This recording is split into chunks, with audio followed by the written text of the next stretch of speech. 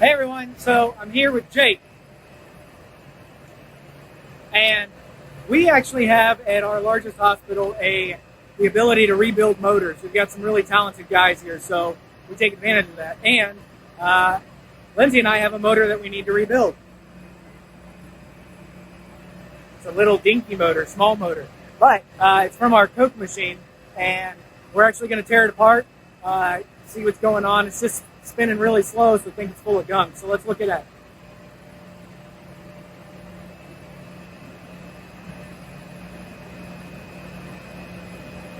All right, look at that.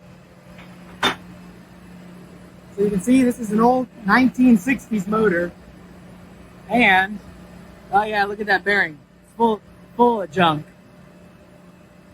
So that's probably what's causing it. So what we're gonna do is rebuild it. Add a packet full of some lithium grease probably, and plug it in and try it out. So we'll do another video and see if it works. All right, so we're back. So we've cleaned the bearings, oiled them. We're gonna reassemble and we're gonna try this out.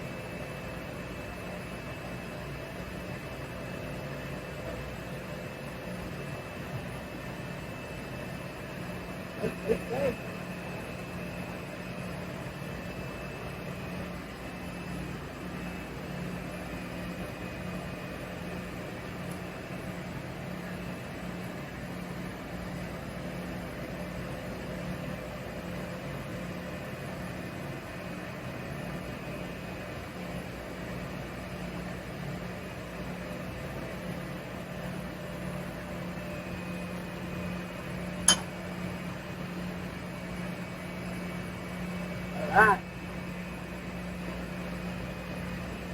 Now the moment of truth. We're going to plug it in.